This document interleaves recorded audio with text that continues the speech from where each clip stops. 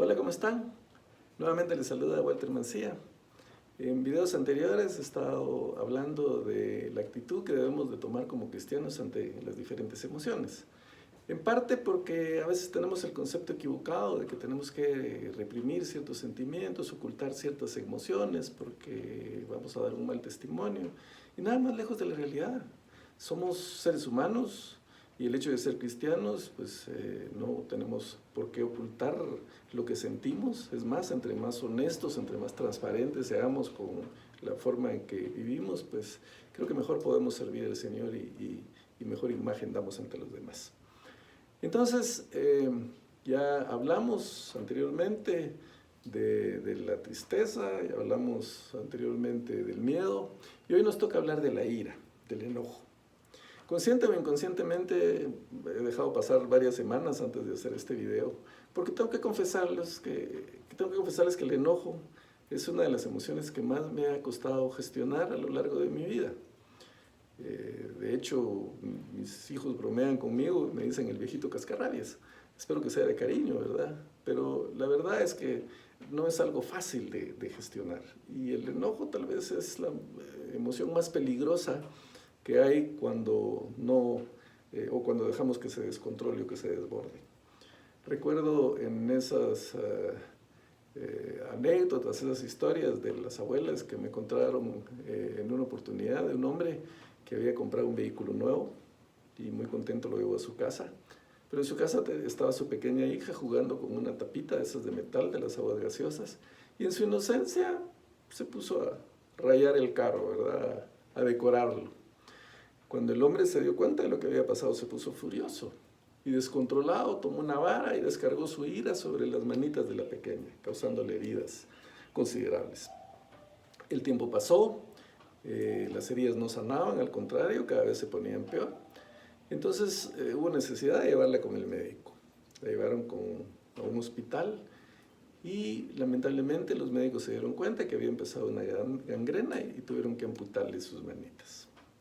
Cuando la niña regresó a la casa y ya recuperada se dio cuenta de lo que había pasado, fue con su papá y le dice: papi, si me devuelves mis manitas, te prometo que me voy a portar bien.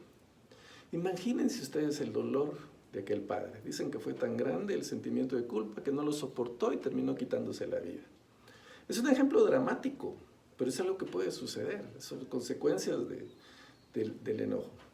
Y en nuestros países tenemos un disparador de la cólera, de la ira, y es el intenso tráfico al que nos sometemos todos los días, que nos pone los nervios de punta, que vamos tensos porque todo el mundo quiere llegar a tiempo, encima es desordenado y es un monstruo realmente el que nos enfrentamos día a día.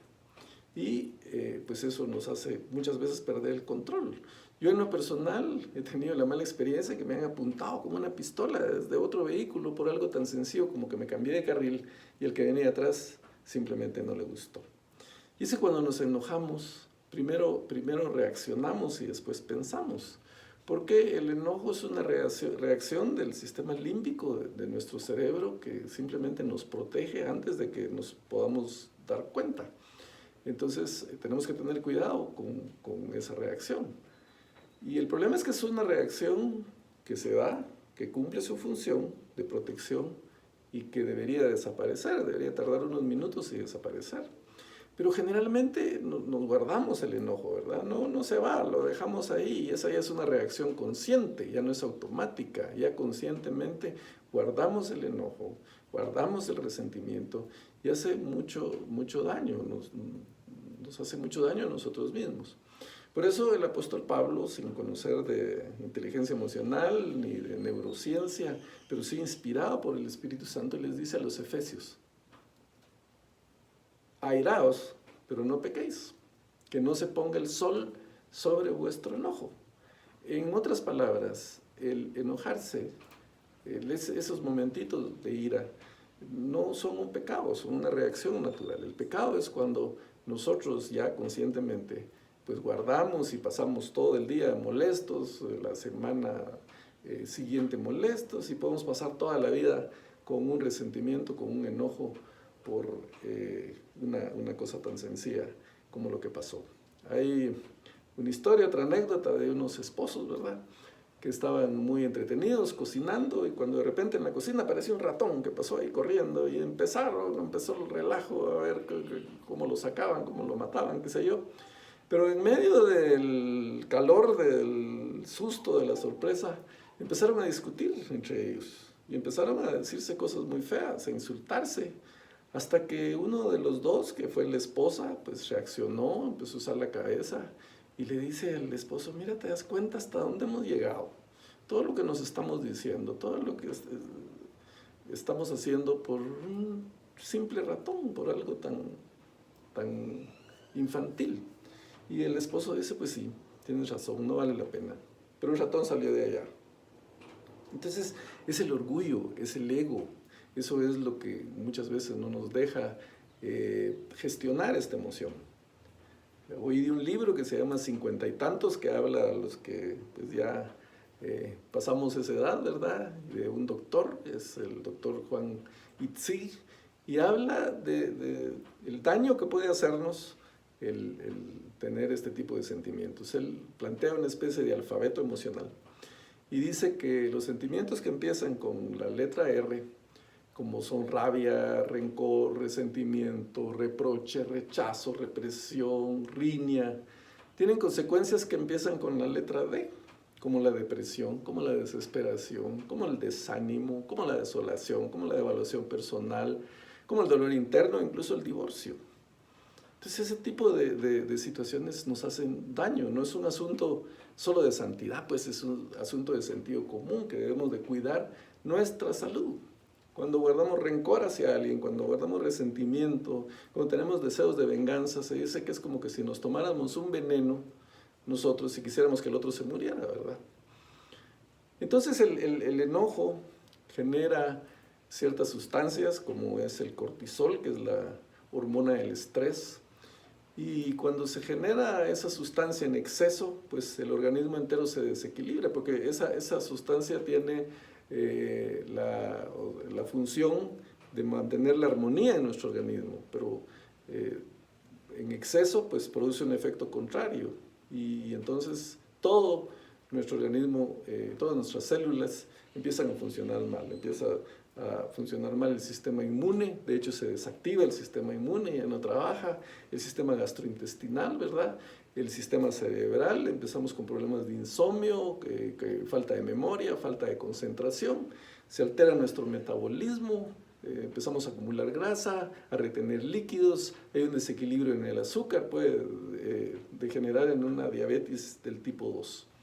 Pero el mayor riesgo es en nuestro corazón, porque cuando nos alteramos el corazón palpita mucho más rápido y entonces hace un sobreesfuerzo, y entonces imagínense ese esfuerzo que se está dando constantemente o prolongado en el tiempo, pues obviamente nos da un mayor riesgo de un infarto al miocardio o cerebrovascular. Se han hecho muchos estudios en diferentes universidades, la Universidad de Duke, la Universidad de Yale, la Universidad de Stanford, con miles de personas con problemas del corazón. Y han llegado a determinar que el enojo prolongado en el tiempo pues tiene una tasa de mortalidad más alta que incluso el fumar, que incluso el colesterol alto o la presión sanguínea elevada. Pero tenemos buenas noticias, no todo es malo. No somos esclavos del enojo, no somos esclavos de nuestros sentimientos. Dios en su infinita sabiduría nos ha dado la capacidad de poder gestionar ese tipo de cosas. Nuestra mente, nuestro cerebro, nuestros pensamientos son capaces de hacer cosas maravillosas.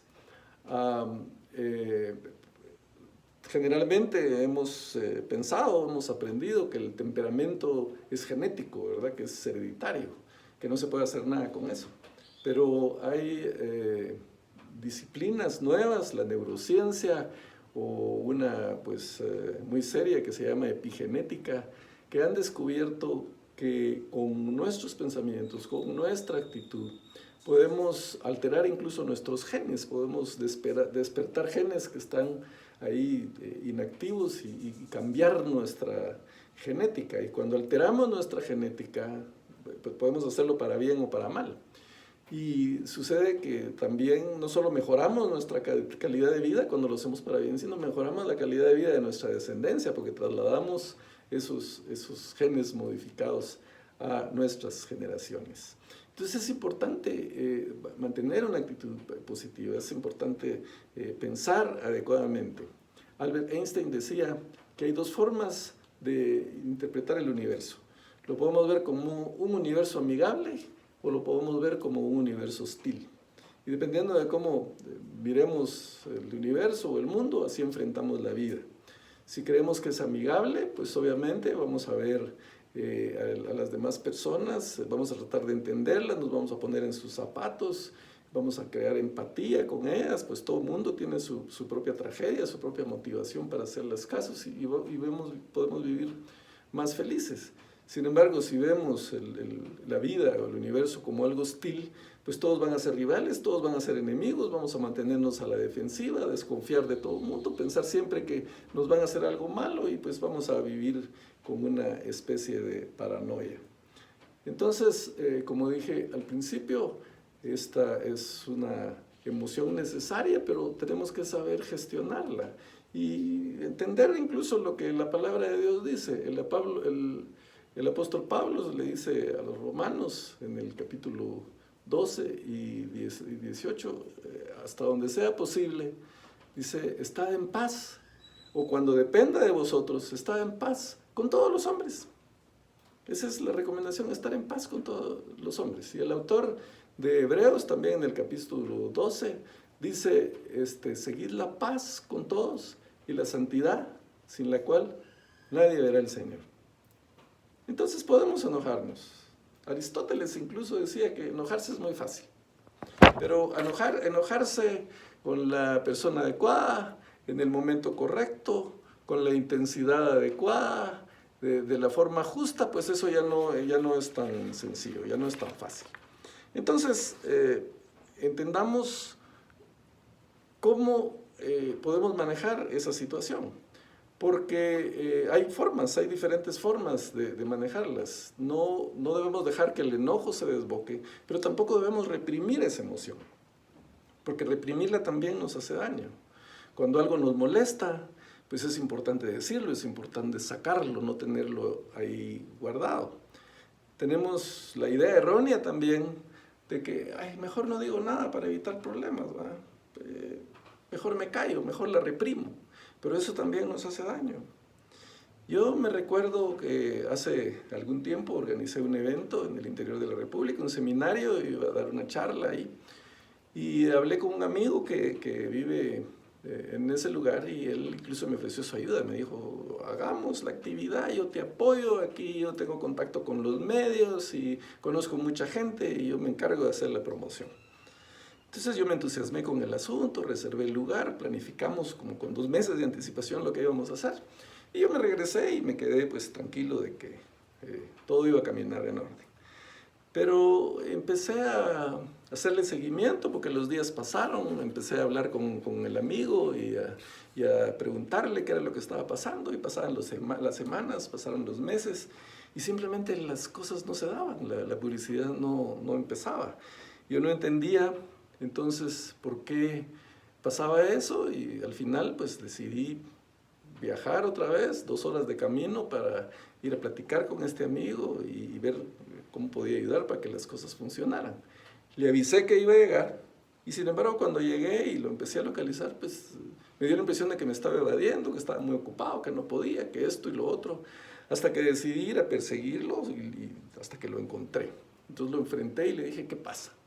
¿Por qué no funcionan las cosas? ¿Qué estamos haciendo mal?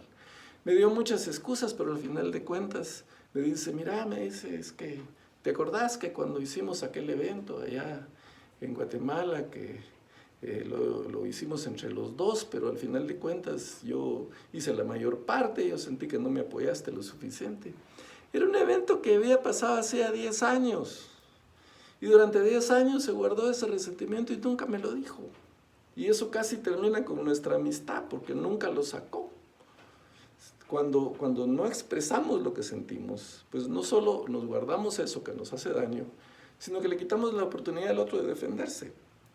Si él me hubiera contado, si él me hubiera dicho lo que le estaba pasando, lo que estaba sintiendo, y yo le hubiera podido explicar, mira, hice esto otro, y te apoyé en esto, porque, pues, por lo visto no se dio cuenta de lo que yo trabajé, de lo que yo participé. En determinado momento no me vio en un lugar y dijo, este ya me abandonó y ya me dejó.